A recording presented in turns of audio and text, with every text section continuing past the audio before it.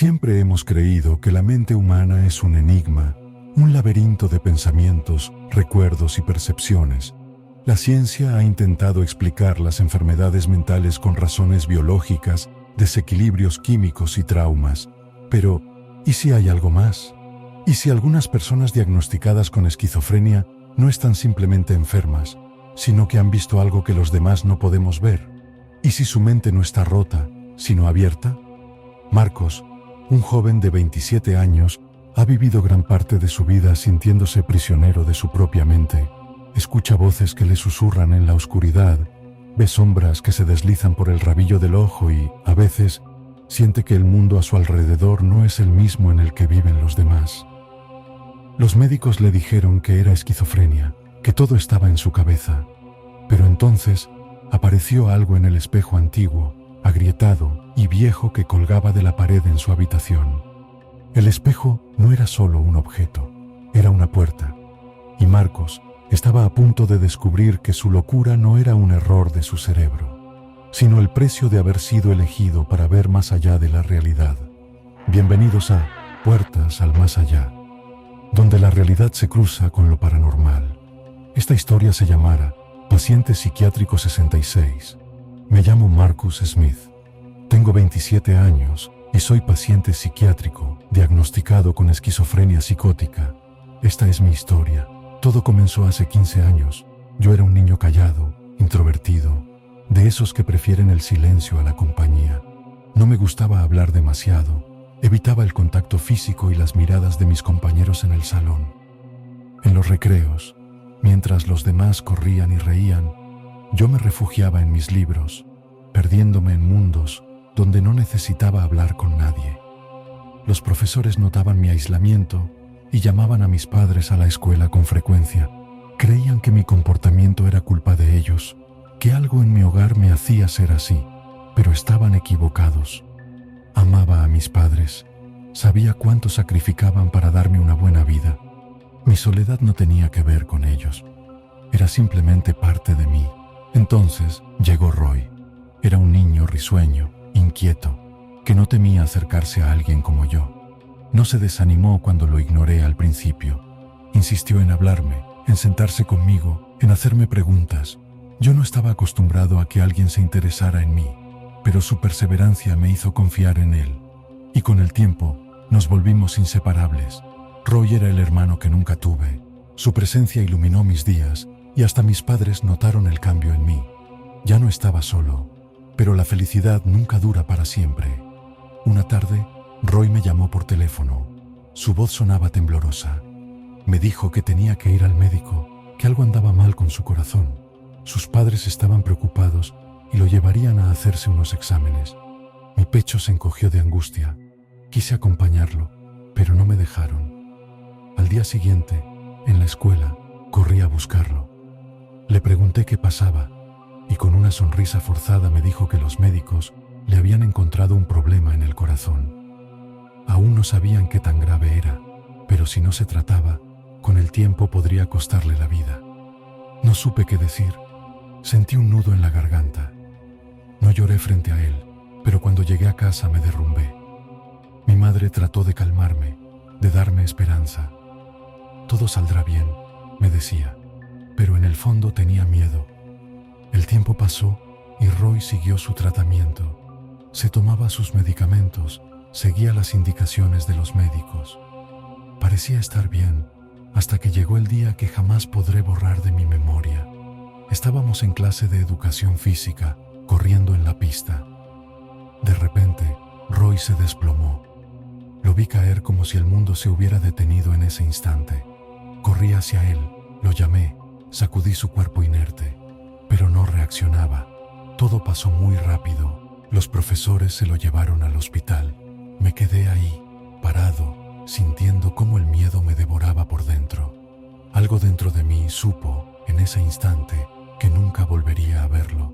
Esa misma tarde, fui a su casa. Tenía la esperanza de encontrarlo ahí, sonriendo como siempre, diciéndome que todo había sido solo un susto. Pero en lugar de Roy, su padre me abrió la puerta. Su rostro estaba desencajado, sus ojos hinchados. Me hizo pasar a la sala, pero no necesitó decir nada. Lo supe antes de que las palabras salieran de su boca. Hijo, Roy murió. No recuerdo bien qué pasó después. Solo sé que caí de rodillas, que un grito desgarrador salió de mi pecho, que las lágrimas me cegaron. Mi único amigo, el único que alguna vez estuvo a mi lado, se había ido. El padre de Roy intentó consolarme, pero yo no podía escuchar nada. Mi mente se nubló, mi corazón se hizo pedazos. Esa noche, mientras me llevaba a casa, solo una frase se repetía en mi cabeza una y otra vez. Este es el comienzo de mi desgracia. Supe entonces que volvería a estar solo. La oscuridad regresó a mi vida, más densa y pesada que antes. Mis padres fueron mi único consuelo, pero ni siquiera su amor podía llenar el vacío que dejó Roy. Me invitaron a su velorio y entierro, pero no quise ir. No podía soportar la idea de verlo dentro de un ataúd, frío e inmóvil. Prefería recordarlo como el niño que reía a carcajadas, que me extendió la mano cuando todos los demás me ignoraban. Pero la muerte no olvida. Al principio fue solo una sensación, una presencia extraña que parecía seguirme por la casa. No podía verla, pero la sentía en cada rincón, en cada sombra que se alargaba en la penumbra. El recuerdo de Roy vivía en mi cabeza día y noche. Su voz se repetía en mi mente como un eco imposible de acallar.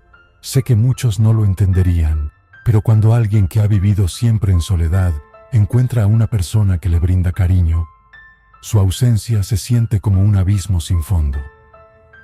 Con el tiempo, la presencia se hizo más fuerte. Ya no era solo una sensación, ahora me observaba. Veía sombras moverse por el rabillo del ojo.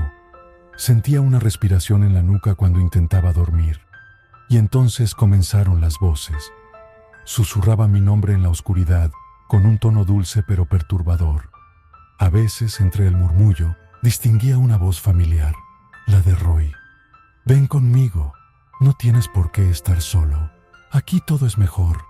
Cada noche lloraba en silencio, hundiendo mi cara en la almohada, sintiéndome cada vez más perdido. Lo que al principio fue un consuelo, pronto se convirtió en terror. Una noche, fijé la mirada en el viejo espejo de mi habitación. Estaba colgado en la pared, con una grieta serpenteando en el cristal. Mi madre siempre se negaba a botarlo. Decía que era una reliquia de mi abuelo. Algo en él me atraía, me llamaba. Me acerqué con el pecho apretado, sintiendo el aire enrarecido a mi alrededor. Y entonces lo vi. Roy estaba ahí, dentro del espejo. Su piel era pálida, casi grisácea, y sus ojos no eran suyos. Eran dos pozos oscuros, profundos, hambrientos. Me miró fijamente y sonrió. Caí de espaldas, gritando. Salí corriendo de la habitación, temblando de pies a cabeza. Le conté a mi madre lo que había visto, pero cuando fue a revisar, no había nada. «Es solo tu imaginación, hijo», dijo con ternura, acariciando mi cabello. Pero yo sabía que no era mi imaginación. A partir de esa noche, todo empeoró. Dejé de dormir. Me aterraba la idea de cerrar los ojos y encontrarme con él en mis sueños. Mi semblante se apagó. Dejé de hablar. Dejé de interesarme en el colegio. Las voces no paraban. «Ven conmigo. No tienes que sufrir más. Ellos no te entienden, pero yo sí». Mi mente se rompía poco a poco. Empecé a pensar que mis padres estarían mejor sin mí, que yo solo era un estorbo. Una mañana, mi madre intentó despertarme para ir al colegio, pero ya no quise levantarme. Ese fue el principio del fin. La oscuridad me devoró.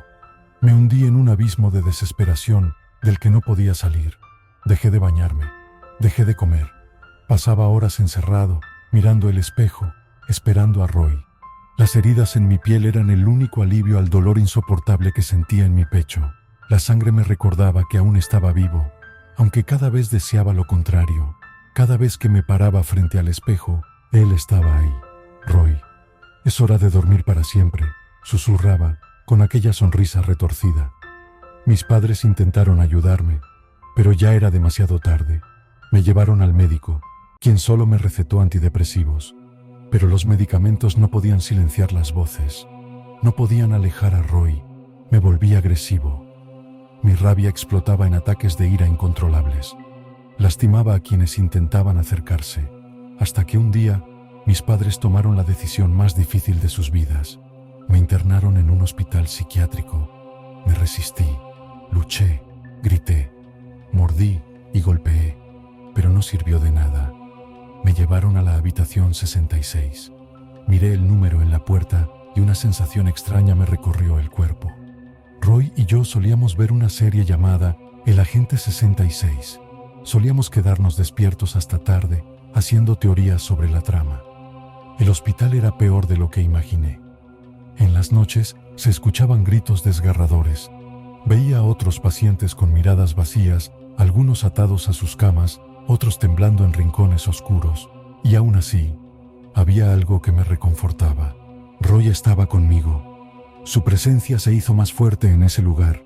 Lo sentía cerca, susurrándome entre los murmullos de los locos, entre los sollozos de los condenados. No tengas miedo, aquí estaremos juntos para siempre. Pero lo que aún no sabía era que Roy no era Roy, y que yo nunca había estado solo. Había pasado aproximadamente un año dentro de este hospital, un año de tratamientos, de médicos intentando convencerme de que todo lo que había visto no era real. Pero yo sabía la verdad. Roy estaba conmigo, siempre. Mis padres me visitaban con frecuencia, pero una tarde en particular mi madre llegó con un aire distinto. Se sentó junto a mi cama, acarició mi rostro con ternura y me susurró: «Hijo, ¿quieres salir de aquí?». Sus palabras me descolocaron. Quise responder, pero ella continuó: «Por favor, recuerda lo que pasó». Su voz sonaba dulce, pero también desesperada. Recordar que, durante semanas, sus palabras se quedaron atrapadas en mi mente. No entendía lo que intentaba decirme, pero algo dentro de mí comenzaba a inquietarse. Por las noches, la voz de Roy volvía con más fuerza: «Duerme, no despiertes». Lo veía de pie en mi habitación, observándome con esos ojos oscuros y vacíos. Su sombra se alargaba por las paredes, deformándose en figuras grotescas, y cada vez que alguna superficie reflejaba mi imagen, un vidrio, un charco de agua, incluso los ojos de otros pacientes, una silueta se posaba detrás de mí y reía. La risa no era la de Roy, era algo peor. Un mes después, mamá regresó. Esta vez, no solo me acarició el rostro, me contó la verdad. «Hijo, ¿recuerdas cuando tenías 12 años? Veíamos televisión juntos, íbamos al parque con tu papá. ¿Recuerdas cómo de un día para otro todo cambió?». Fruncí el ceño. Algo en su tono me heló la sangre. «Dejaste de hablar con la gente, te alejaste de todos. Nos dijiste que alguien te seguía, que te llamaba, que te decía que fueras con él». Un escalofrío recorrió mi espalda. No sabía si era el efecto de la medicación o el peso de sus palabras, pero algo dentro de mí comenzó a resquebrajarse.